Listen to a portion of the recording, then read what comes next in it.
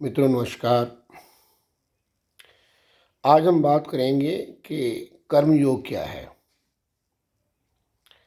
यानी कहा जाता है गीता के मुताबिक कि अपना कर्म करो और ईश्वर को समर्पित करते रहो और ईश्वर पर ध्यान रखो, फल की इच्छा मत करो। कुछ लोग यूं लोकल डायलॉग में कहते हैं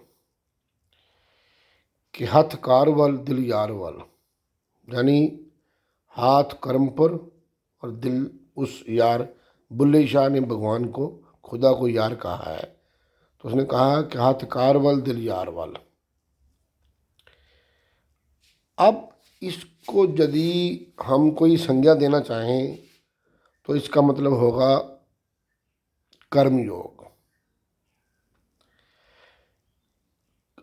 अपनी जीवन में संसारिक जिम्मेदारियों को पूरा करने में के लिए, पारिवारिक जिम्मेदारियों को पूरा करने के लिए कर्म करते रहना, जरूरी कर्म करते रहना और उससे एट द सेम टाइम ईश्वर से जुड़े रहना, ईश्वर से ध्यान ना हटाना ही कर्मयोग है। अब ये समझना भी शायद इतना आसान भी नहीं है, लेकिन एक छोटी सी मैं कहानी सुनाता हूँ। एक नया नया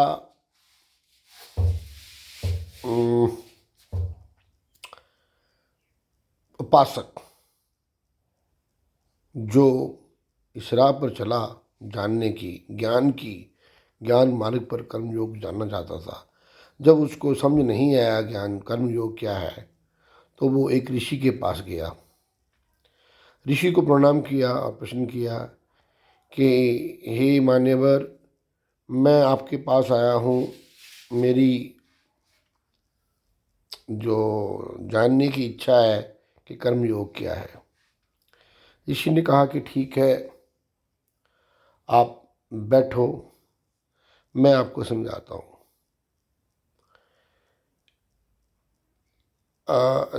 उसको बच्चे को वहाँ बिठा दिया और थोड़ी देर के बाद ऋषि के आदेश पर एक आदमी एक डोसा लेकर आ गया।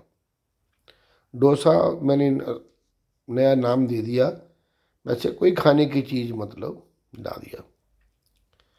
बच्चे से कहा कि ये डोसा अपने पास रखो, मेरा इशारा होगा तो इसको खाना शुरू करना, जब तक मैं ना कहूँ तुम्हें इसको ख़त्म, तेरा ये डोसा ख़त्म नहीं होना चाहिए और तुम्हें खाना बंद भी नहीं करना है। मैं जब कहूँ तो शुरू करना है, जब मैं कह दूँ तो फिर तुमने बंद करना है और डोसा बचना भी नहीं चाहिए, लेकिन बीच में खाना बंद भी नहीं करना है। ठीक है, तो जब उसने कहा कि हाँ अब आप शुरू कर सकते हैं, तो बच्चे ने वो डोसा खाना शुरू कर दिया। अब बच्चे के मन में ये तो एक टेंशन बनी हुई है कि ऐसा ना हो कि अगले क्षण ऋषि कह दे कि बस और मेरे सारा ना खाया जाए। वो धीरे धीरे धीरे धीरे कण कण खाता रहा, ये देखने के लिए कि ऋषि कब कहेगा कि बंद कर दो, कह ना दे मुझे पता ना चले। वो उंगली से डोसे को तोड़ता रहा, मुंह पर लाकर खाता रहा, लेकिन पूरा ध्यान ऋषि के मुखमंडल पर रखा। एक क्षण भर के लिए भी वो विचलित नहीं हुआ, एक क्षण भर के लिए भी उसने अपना ध्यान ऋषि के मुखमंडल से नहीं हटाया और डोसे को भी खाता रहा। ऋषि ज्ञानी थे। जब ऋषि ने देखा कि अब इतना डोसा बच गया है कि ये एक ही बार में खा सकता है, तो ऋषि ने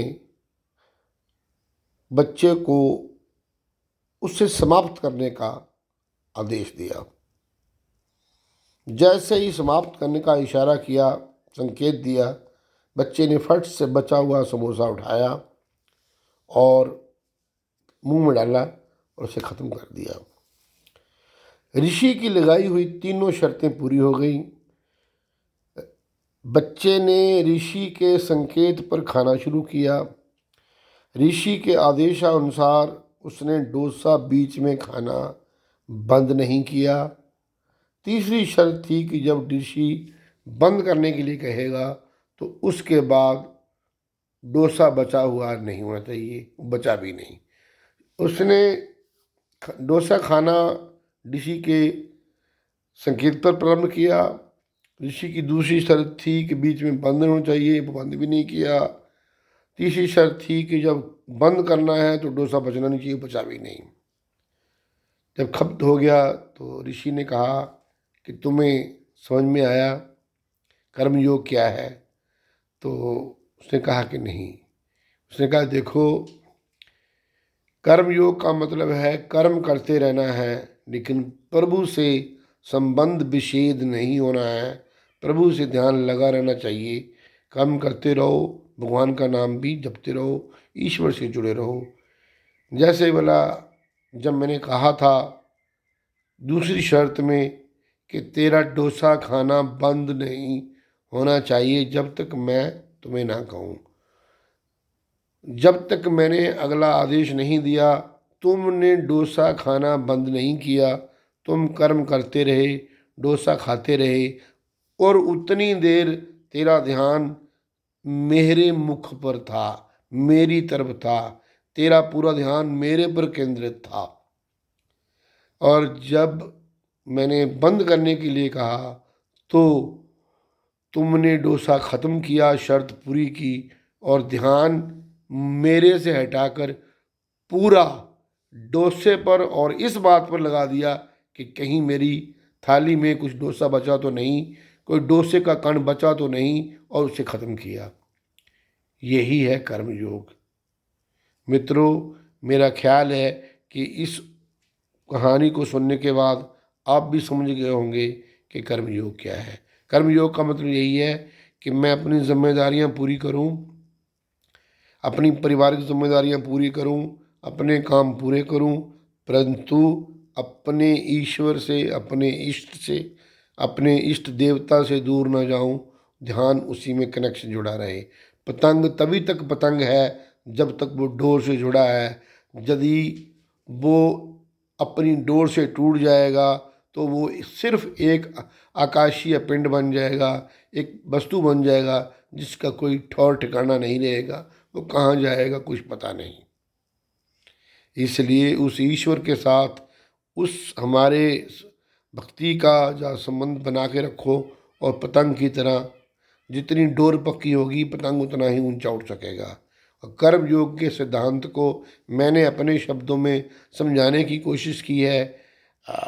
आशा करता हूँ कि आपके मन में बैठ गया होगा। किसी सज्जन को, मित्र को इस मामले में बात करनी हो इस मसले पर, तो मैं और बात कर सकता हूँ, उसमें कोई शक नहीं।